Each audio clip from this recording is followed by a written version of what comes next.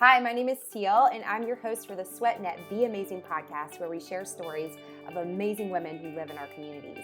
My hope is that you will feel encouraged and inspired after listening to each episode.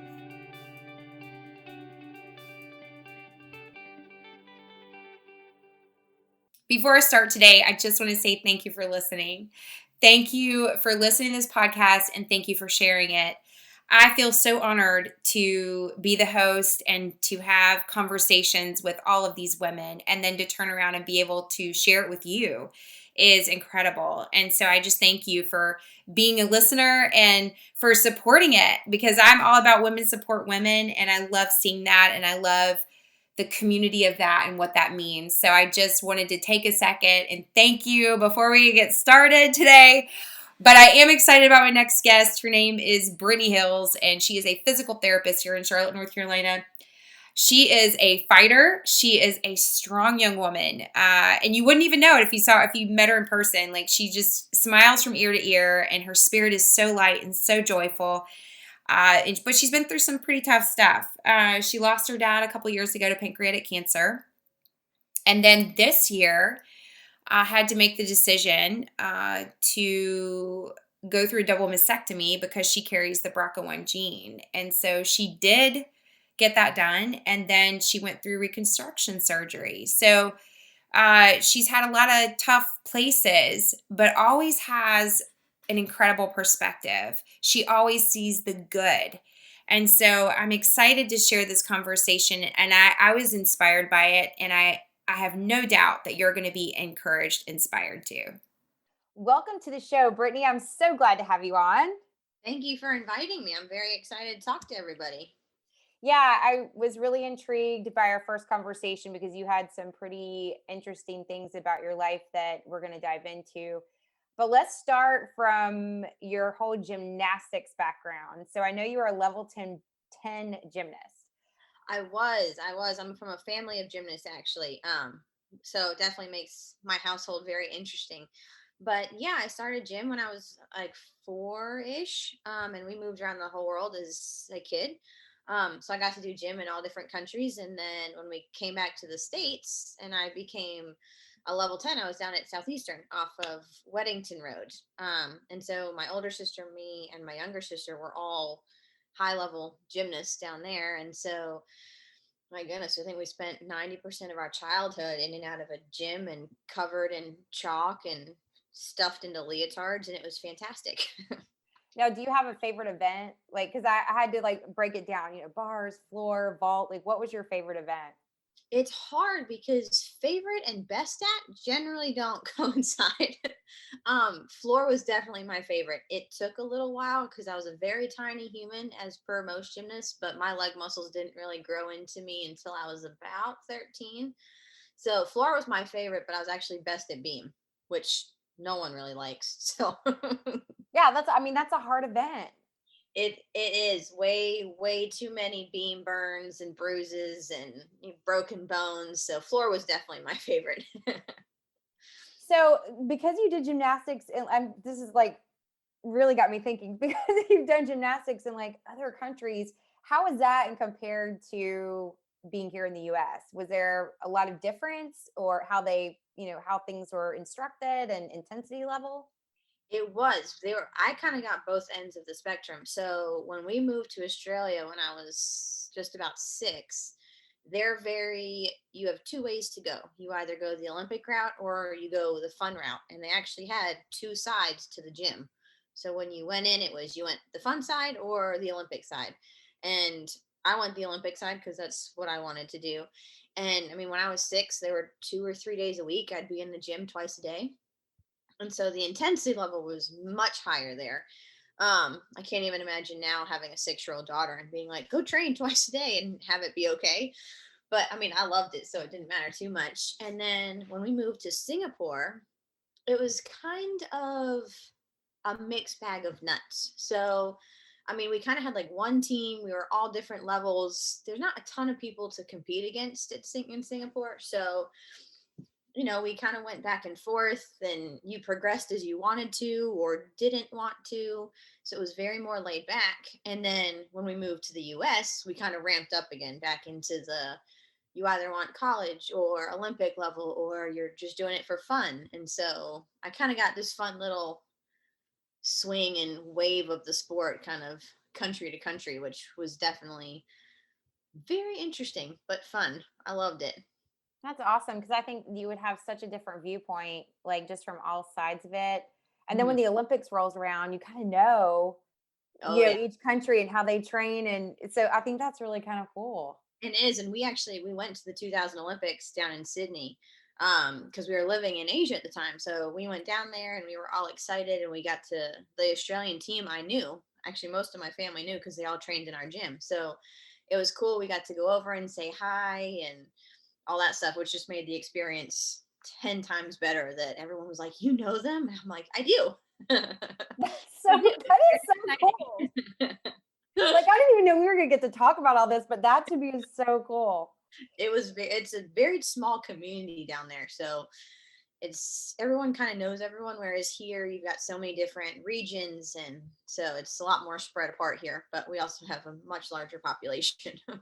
Now, with your gymnastics and you were level 10 gymnast, how old were you when it was like you were done? I actually an injury took me out, unfortunately. So I was 14. I was doing a skill on beam and I slipped and I hit my head. And then, just a couple staples, no big deal. And then, like 6 weeks later, I was like, my back still hurts. Something's off. It's not getting better. It's getting worse. Starting to get some nerve pain. And so I went to a couple doctors and they scanned it and they were like, well, your back's broken. Well, I had no idea. And it turned out it had probably been broken for a while. I just generally how gymnast backs are similar to dancers. They're so strong and tight that unless something happens, they don't always notice if there's an instability problem. And yeah, so I broke it, and then we found out later that I had spondy, and so the bone was broken on both sides and kind of slipping. And they told me, they're like, if you want to go back to doing gymnastics at a high level, we have to fuse it. And so I call my back bionic. So I've got some screws and rods and a metal disc and bone graft back there now. But I tried to go back after that, and it is really hard when you can't extend. So I tried, and I was like, it's just not worth the pain. And so we actually still got it because my little sister was a fantastic gymnast and still in the sport. So we stayed in it, and I coached for a little while, and then went to college and attempted club, which muscle memory is there, and then I'd be sore for a week, so I'm like, ooh, the muscles aren't there but the memory is there. And so it was definitely good to kind of keep in the gym, and something that we've held close to our hearts for my entire life. So it's still there. We kind of get involved a different way now. Well, and that just leads us right into what you do for a living, which is you're a physical therapist. And I would love to hear a little bit more about that. Like, so you transition from being this athlete to now, like, you're helping people. I have, and it's interesting because everyone in my family's had a major surgery. So my older sister's had shoulder, I've had spine, my little sister had a reconstructed hip. And so kind of looking at everyone's rehab as I've gotten older and knowing what it's like to be that high level athlete and wanting to get back, and knowing I'm restricted, I think it's kind of helped because I have some athletes now. I'm like, I know genuinely what you feel. I've been there, and kind of bringing them not only physically back to where they need to be, but mentally and emotionally as well, trying to help as much as I can. So I think it's helped make me more well-rounded. And we've just seen so many injuries to sprains and broken bones and major surgeries that I think it's definitely helped going into PT school to be like, I've seen that, I've been through that. It gets better, I swear. Well, I'm sure you see a lot of athletes because I feel like you being an athlete and then really being able to understand when they go through something, and also the probably the disheartening process too. Like when somebody is like, you get like you hit that place when you fell off the beam. I'm sure for you wanting to go back to it and being like right back in and it's not happening, like how that affects you mentally, Mhm. physically, emotionally, all of that. And you understand that. It definitely it helps, and it helps, especially when you're dealing with an athlete, to put everything into perspective. You're not looking at one problem, you're looking at the physical, the mental, the emotional, the stress level that comes with, especially depending on age, what's school like with you having to now deal with an injury and be out of your sport. And let's figure out a way to kind of work as a whole with everything and all the resources we have to progress you on all levels, not just one. Because if you fix one, and sometimes you get limited in others, which can kind of cause more problems down the line. So That's awesome. Do you deal with more female athletes, male athletes, or is it kind of, equal across the board? it's pretty equal, actually. So where our clinic is, we deal with a lot of marathon runners, a lot of triathletes, and it's very, very even spread. We've got young, old, middle-aged, female, male, and so it's really nice to get a wide variety. And like we treat gymnasts and dancers, and which I love because I'm like, I know what you're talking about. I know how our bodies work, and that's kind of more my specialty. Is we have a gymnast come in, I'm like, I got that one. You're like, that's Yeah, mine. that one's mine. I'm like, our muscles fire in very different orders than a normal person, and I understand that. And it helps when they're like, I hurt myself doing this skill, and everyone's like, what? I'm like, no, I know what they're talking about. It's Right. okay. Don't worry. I got I this. understand it. They're like, they flip, and I'm like, they flip a couple times, and then they swear they land back on their feet. They hope to, at least. I feel like they always do. They always land on their feet. You hope. Yeah. As the gymnast, you hope when you land. Right. That's the goal. Yeah. It's the landing. It's all about the landing. Oh, it is. But you learn how to fall. Like that's day one, learn how to fall. Day two, we'll start skills. So it helps. Well, Help. I also know that you have a connection with oncology patients, and you actually did something for college, for school. So would It. love for you to share about that. Yeah. So when I was a kid, my grandfather was diagnosed with breast cancer, or sorry, pancreatic cancer, and he unfortunately passed pretty soon after being diagnosed. And then when I was actually working as a clinical assistant at, I work at the same office now, but when I was a clinical assistant before physical therapy school, my dad was training for a marathon. Didn't feel good one day, went into the doctor, found out he was stage 4 pancreatic as well. And so they did genetic testing and found out that it's BRCA1, which primarily is breast, ovarian, and pancreatic. And I have the same gene. So we went through all the blood testing, and it turns out that I have it. And just kind of through all of his treatment and everything, I found out that movement was so beneficial for him. And just to kind of combat the effects of chemo, he'd wake up and he's like, I don't want to get up. I don't want to do something some days. And I'm like, let's get up, let's get moving. And, he'd feel 15 times better. And so after he passed, when I went to school, I'm like, I want to do something for people that are also going through, the same kind of, torture that these poor people are having to go through. And anything that kind of helps their bodies feel even like a little bit better is fantastic mentally as well. And so one of my teachers was an oncology specialist, and I partnered with another girl in my class because she seemed super interested, and we went up and we talked to him about creating an oncology program. And it was just going to be a pro bono kind of movement flow class for people. And we kind of got how we wanted the whole class to be situated, and we're like, we want to do like 45 minutes stretching and yoga, and then some strength based stuff, and then bring in like some of the specialists from the hospital, lymphedema specialists, and just have them talk about kind of the most up to date research about certain things, especially like when the summer rolled around. Hey, people want to go out in the sun. How can we allow you to do that with the most up to date research, but also protect you at the same time? And so we took this idea to CHS down in Union County first, and the lady there was fantastic. And so we started setting up this program. It was twice a month. And then we were like, we want to broaden it a little bit because we're like, poor Anson County is down there and they don't have a major hospital. There's not a lot of resources for the people. And so we also went down to Anson. They have this tiny little, almost like a pop up emergency room. And so we brought the class there, and we kind of alternated between Union County and Anson County. And we ran into some problems because with school, our schedules wasn't really variable. And anytime you're working with the cancer population, you know that like 11 to 2 is kind of their golden period. They get really tired, tend to get really tired after that. In the morning they want to wake up and just start to, get their day all set. And so we couldn't start the class until like 5:45 at night. And so we kind of realized that it wasn't really working down in Anson County. And so we tried to do it up at Pineville as well, because we're like, it's more centered, there's probably more people.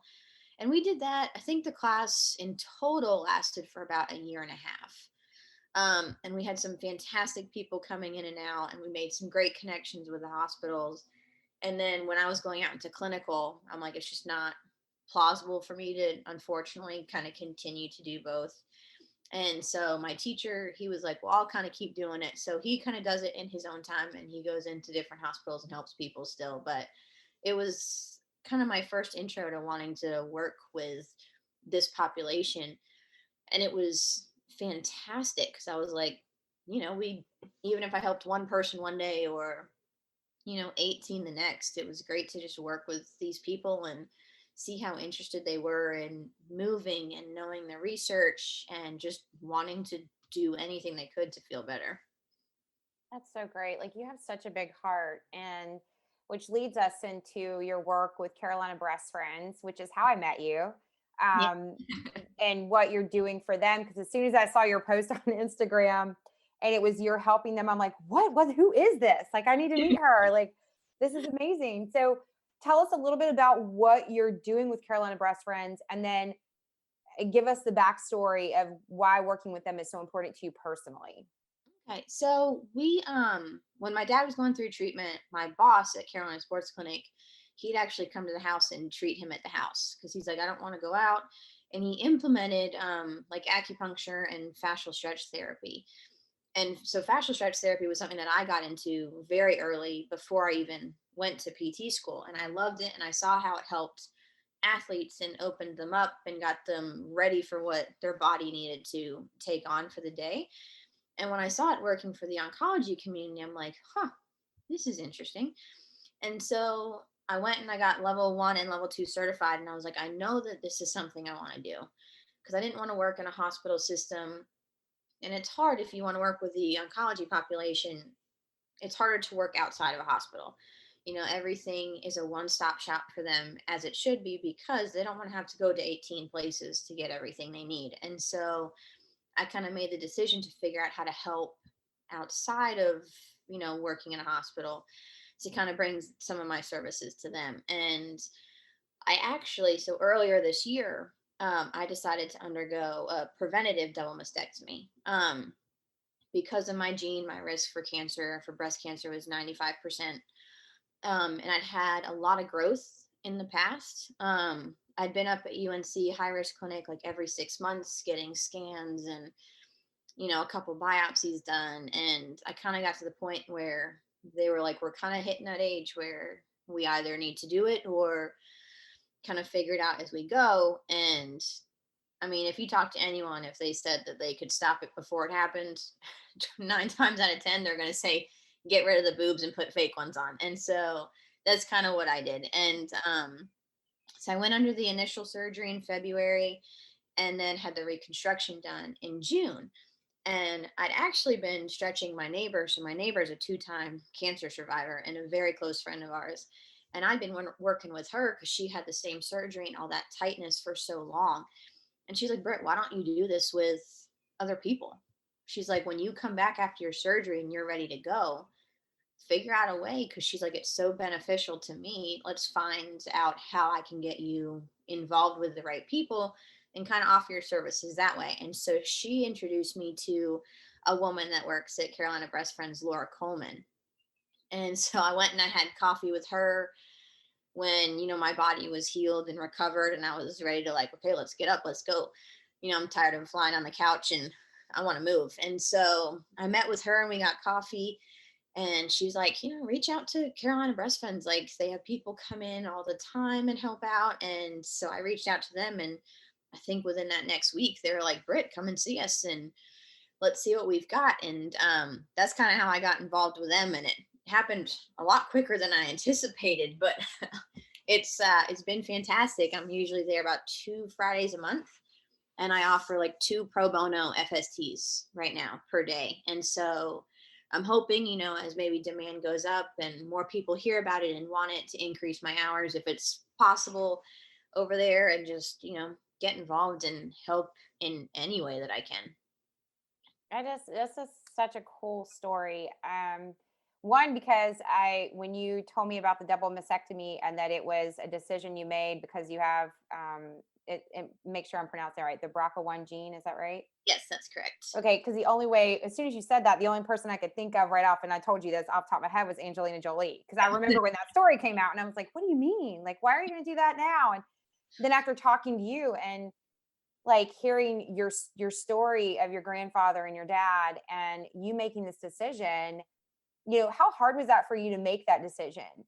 How long did it take you to get to that point where you're like, I'm going to go ahead and do this? And kind of tell us a little bit about that. Yeah, I hate to say it, probably took me longer than I anticipated it taking. So they usually don't want a genetic test until you're around 25. Why? I'm not entirely sure. They generally say just from an emotional aspect, it's better. And from an insurance aspect, they may not cover certain things until you're 25, because your risk, as they call it, doesn't drastically increase until after 25. And so I got tested at 23, and it just kind of sat in the back of my head for so long. And when I hit about 26, they started seeing one or two things on my MRI, and they're like, it's benign. It's just a fibro cyst, something like that. And I'm like, okay, that's no big deal. And then they're like, but come back in 6 months, we got to relook at it. And that kind of went on for a couple of years. And then I got into I need a biopsy now. And hey, this kind of feels weird. And I'd noticed that every day I'd be like, is this something, like, do I feel this pede? Is that normal? Did I feel that yesterday? And I just remembered what, like, we went through with my dad, and I was like, I just can't put my family through that again. I was like, I'm high risk for so many of them. This is an easy one to just take care of before. And so I'm like, ovarian's harder to kind of monitor, pancreatic's ridiculously hard to monitor. And I'm like, my boobs, I can just get rid of them. And so they were like, yeah, your risk goes from 95% to 5. And when I hit like 27, 28, I'm like, this is an easy decision. And I found a perfect time, because you need so long to recover, especially just to do what I do, because I need to use my arms for work. And they were like, you need like a 6 month time span. And I'm like, well, I graduate in December, and then I have boards. I don't have to start work until I recover. And I'm like, well, here's my little silver platter that's like, here's your time frame that you haven't started work yet. You've already passed boards. Recover from the surgery. Don't worry about anything. And then when you're ready to go, like, light that fire and just start. And kind of what I did. And it helps that I have probably one of the best support systems on the planet in my house. It's me, my mom, and my 2 sisters, and like our 5 dogs. So it's great, because I mean, they've been there for me every single step of the way, and we've been kind of known as Team Hills for a long time. And even when my little sister was at Michigan, they were so enamored by my dad, because like, even when he was sick, every meet we traveled to, my little sister's gymnastics meets, and he would go and he would dress up and he would cheer no matter how crappy he felt, like right up until the end. And they actually dedicated a gymnastics meet in honor of him. And so every year, University of Michigan does a flip for chip gymnastics meet in pancreatic awareness. And so that still goes on, and we go every year. And we have all of our friends come out, and we dress in our bright purple gear, and go out and talk to people, and kind of help also raise awareness that way. So it's definitely been a team effort in my house. So I couldn't have asked for anything better. That's so awesome. Like girl power all the way, right? It is. And my poor cousin was diagnosed about a month and a half ago. And so she was like, Britt, She's like, you've been through this, since I've been helping her kind of get through it as best I can. And because she doesn't live here. So, giving her any resource I can find. And she talked to Carolina Breast Friends too when they sent out a packet for her to be like, hey, I was like, shouldn't live here, but she's about to go through it. Is there anything that, you guys have? Because I got a packet. And they're like, take the packet and send it. And I was so grateful for that. And she messaged me. She's like, these pillows are the best things on the planet. I was like, I told you. Yeah, I love the packets they put together for people. And I've done the same thing. I found out like somebody in the community all of a sudden got diagnosed and didn't know what to do. And it was like, hold on, Yeah. gonna call the pink house. Get you a bag. We'll get you a bag. It is perfect. Because I even told them, because they were like, did you have one? I was like, yeah, my neighbor got me one.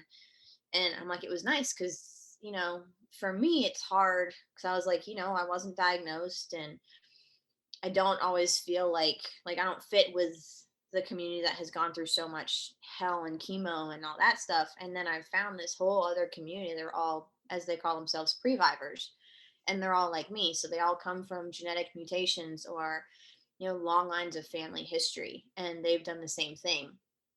And they're like, you know what, it's definitely worth it. And they were fantastic because they're like, even though you haven't gone through this stuff, here's a packet, because you know what, the surgery is the surgery, it's the same thing. And so it was cool to feel like I could also be, kind of a part of something. And then of course when I was done, be like, I want to give back as much as I possibly can. Well, I love that you're helping, like you're taking what's happened to you or what kind of cards you've been dealt and you faced it. And now you're turning this into such an amazing thing for Carolina Breast Friends, but for the community in general, like just for the local here. Mhm.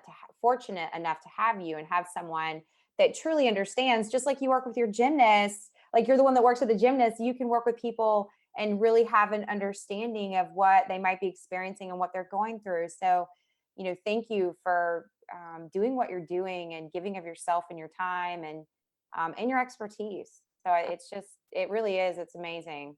It's my goodness, the least I can do, because from what I've seen, the best hope you have is a fantastic support system, no matter where it comes from. And I tell everyone that I know that comes to me with it, I'm like, I'm one resource, but I'm one of 800 that you have potential access to. And so I'm like, utilize them all, figure out which ones help you the most. Like, if it doesn't work for you, then don't do it. But, look at all those different avenues and, take your path. Yours is your own. This one works for me, but this one doesn't. That's okay. We're all different. And, anytime I can give an extra resource to be, pain free motion, or just someone to talk to while they're just lying on a table, just getting to relax a little bit, I'll help in any way possible. Oh, I love that. Well, with this all said, I want to know what your theme song is right now. Well, it changes. It changes. Mine's a daily change, but my most constant one is definitely "Fight Song" by Rachel Platten. That's definitely kind of one of my all-time go-tos. Her whole album, her whole first album, is kind of my whole theme song. And my dad used it as his fight song, and we still use it as ours. Whether it's, hey, it's been a bad day, and we'll turn that song on and crank it up and belt it out in the kitchen and feel better. And so that's definitely the top of the list most days. Well, you're definitely that. Like for all that you've been through and the amount of time, to me, you're a fighter. Like and it takes that fighting spirit. And it sounds like that's very much like who your dad was. Mhm. The fact that he would show up to meets, even not feeling good and still cheering, your sister on, like that's freaking awesome. But that really shows like who your family is. Like you're carrying that same fighting spirit. Yeah, So been it's incredible. great, and it's been a tough journey, but one I probably wouldn't change, because I think anytime something happens, good, bad, ugly, exciting, it kind of makes you who you are. And I don't think I'd be the therapist that I am, or PT or fascia stretch therapy, or just the person I am with my family and my other relationships, without kind of the story that got me here in the first place. So it's not always pretty, but you're going in a direction. As long as you're moving in some form of direction, it's gonna get there. It'll get better. Well, thank you so much for sharing all of this because I know this is a lot to a lot to put out there and be open, but I know I appreciate it. And I know everyone that listening is appreciating your story and inspired by it. And that's the whole point of why we're even doing this podcast is there's women out there that we are going through things or have gone through things. And to be able to share like what you have been through in your life is definitely going to help someone else. I really appreciate that. Of I course. know. And the last thing I always wrap up the podcast with this is if there's anything else, like, do you have anything else on your heart that you want to share with listeners? Honestly, it's your journey. What you do every day is, it shapes who you are. And kind of the one thing that my dad always came up with to us is that at the end of every day, no matter how hard it was, he says, find 3 things that day that were good. And, some days we'd have one thing that was hard to find, when we're in the hospital and things were just taking a downturn. And then the next day we'd be like, wow, I have 80. And, we still do it. And I think it's worth, especially in the time that we're in right now. And there's nothing easy about 2020. And, based on normal experiences people are going through and people having to be quarantined and not be able to see their family. And I still do it. I mean, I'm fortunate my family's here, but I still find 3 good things every day that, I sometimes write them down if it's a tough day. And it's definitely something that for me has helped me get through the tough days. And they don't have to be big things, but whether it is that perfect avocado when you cut it open or it's a 5-mile run, write them down, figure out, at the end of a tough day, just find something that makes you feel good. And then at the end of a tough week and you go back and you read it and you're like, I had 21 fantastic things that happened to me this week, 21 things that made me happy. And you may have more. If you have more than 3, write them down. And then you go back and you're like, oh, well, I had this really awful day that I had 50 bad things, but I still found these 3 good. And, focus on those. And, every day just find your 3 good things. Thank you so much for that. Like, I feel so encouraged in my own heart. And I know that people listening feel the same way. So I know for me, I'm going to commit to that, writing 3 good things down every day. Well, thank you again so much for being on today. This is, like I said before, this has been an incredible conversation, and I look forward to sharing it and look forward to meeting you actually in person. Yes, Hopefully I'm sooner than later. excited. Yes, I'm very excited, but thank you so much for having me and letting me share my story. And it's, I'd love to help any way I can. So I'm always And here for before people. I forget, okay, I was going to say, before I forget, how can they find you? What's the best way to get in contact with you? Usually Instagram would be easiest. So my handle is movement. Actually, let me look it up so I do not give people the wrong one because I have 2. And knowing me, I would do that. If you're like, I couldn't find you, I'm like, oh yeah, I gave you the wrong one. So it is movement physio with an underscore B Hills. And so you can find me on there or email me. My email is cscbhills@gmail. Both of those are super easy ways. I check both of them daily. So it's a very, very easy way to get in contact with me if you have questions or, you just have something to say. I'll definitely make sure, check a couple times a day and answer as quickly as I can. It's awesome. Well, again, thank you so much for being on. This has been great. And I can't wait to see you soon. Thank you. I will see you soon. Thank you for joining me today. If you like the podcast, please like and share this with other women in your life. You can find out more about SweatNet on sweatnet.com or follow them on Instagram at SweatNet and SweatNet Charlotte. You can follow me personally on Instagram at Cel Smart. Stay tuned for the next episode of the SweatNet Be Amazing podcast.